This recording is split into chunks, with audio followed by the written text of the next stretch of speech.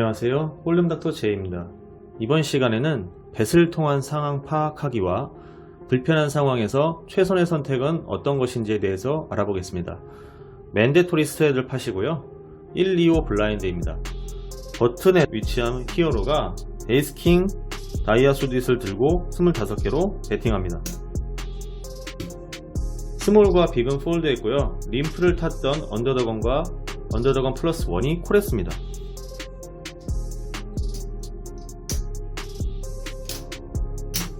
플랍은 이렇게 오픈이 되었고요. 앞에서 모두 체크를 하자 버튼에서 40개로 컨벳을 합니다. 언더더건이 콜을 했고요.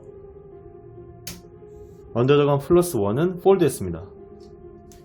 턴에서는 4클럽이 나왔고요. 언더더건이 다시 한번 체크를 하자 버튼은 70개로 배팅합니다. 언더더건은 콜을 했고요. 리버에서는 킹 하트가 나왔으며 언더더건이 또다시 체크를 하자 버튼은 120개를 배설했고 언더더건이 콜했습니다. 그리고 상대는 이런 핸드를 오픈을 했는데요. 이 핸드에 대해서 같이 한번 보도록 하겠습니다. 먼저 플랍으로 돌아가 보겠습니다. 이번 핸드는 프리플랍에서 특별히 코멘트 할 것이 없어서 바로 플랍으로 가도록 하겠습니다. 버튼에서 에이스 킹 다이아 수딧을 가진 히어로는 프리플랍에 당연히 오픈벳을 했고요. 3웨이로 플랍을 보게 되었습니다. 하지만 플랍을 미스했고 퀸이 페어로 나온 상태라 상대 핸드에 퀸을 갖고 있다면 거의 드로인 데드인 상황입니다. 물론 턴이나 리버에 다이아몬드가 떠서 이길 수 있는 가능성도 있지만 그게 아니라고 한다면 굉장히 어려운 상황입니다. 하지만 히어로는 확인을 해야 되기 때문에 컨벳을 했죠. 그러고 언더더건에서 콜을 하고 언더더건 플러스 1은 폴드를 했어요. 여기서 이미 히어로는 이 언더더건의 핸드에 퀸이 있을 가능성이 높다는 것을 직감해야 됩니다. 왜냐면 언더더건에서 콜하는 것과 언더더건 플러스 1에서 콜하는 거는 좀 달라요.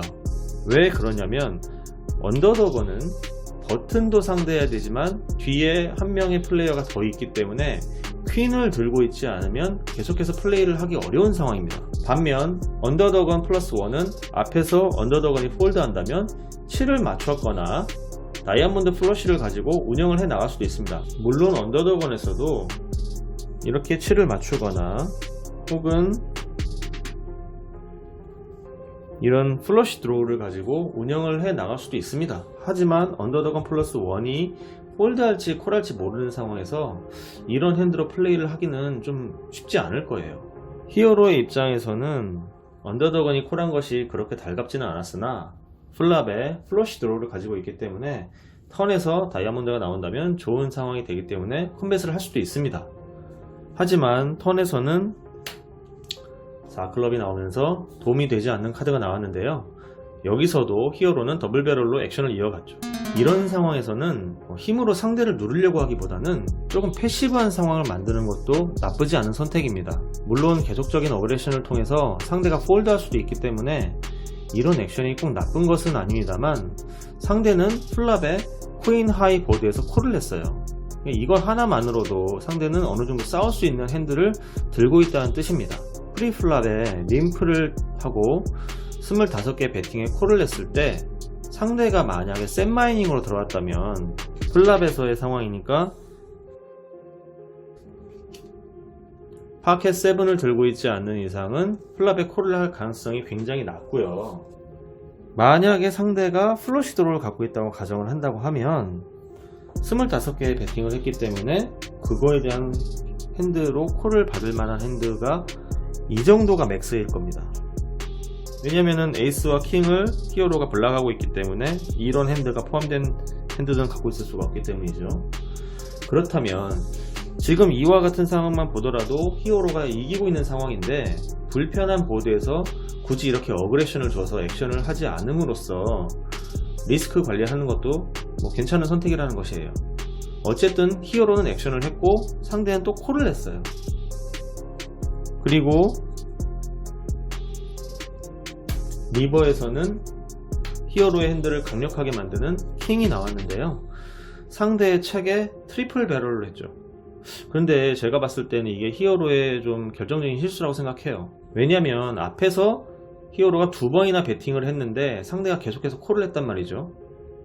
그러면은 상대의 액션을 확인했으면 리버에서는 킹을 맞췄기 때문에 상대가 만에 하나 이런 핸들을 갖고 있거나 혹은 이런 핸들을 갖고서 프리플랍 플랍 턴까지 계속해서 콜을 했어요. 할 수도 있죠.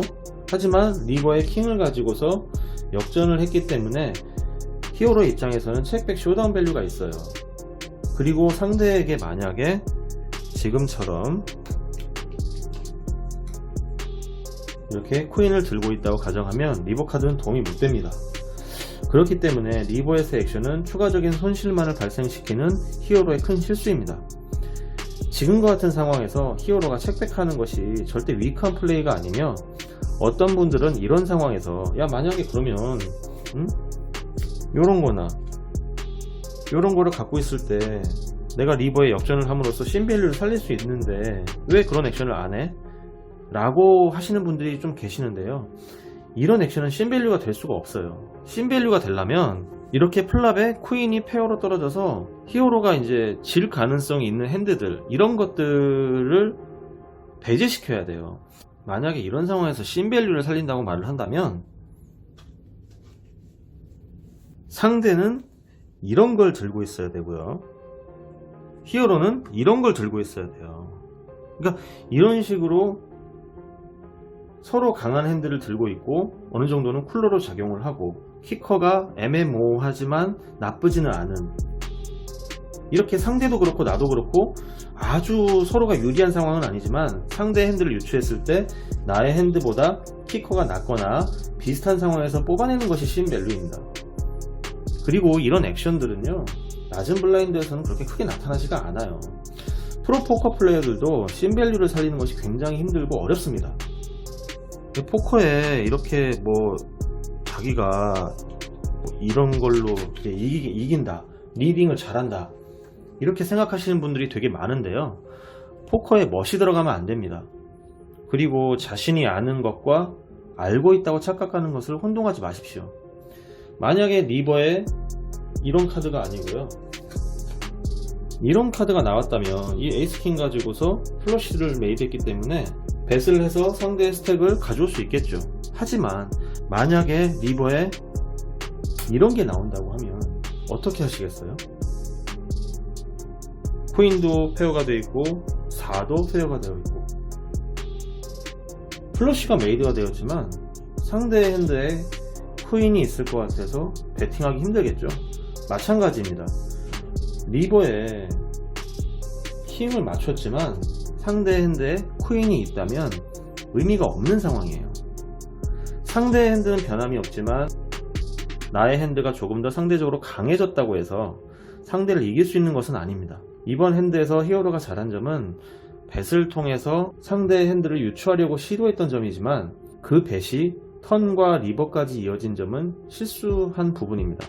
요즘 들어 자주 언급하는 내용인데 상대가 아무것도 가지지 않았다면 나의 뱃에 콜하지 않습니다. 이 부분을 명심하시고 나의 위치를 파악하기 위한 뱃을 한다면 한 번의 뱃으로 그 상황을 인지하고 의심을 가지거나 힘으로 밀어붙이는 플레이를 지향하시기 바랍니다. 이런 플레이를 반복할수록 힘들게 올린 스택을 쉽게 허무는 결과물을 가져올 뿐입니다. 이번 핸드 리뷰는 여기서 마치겠습니다.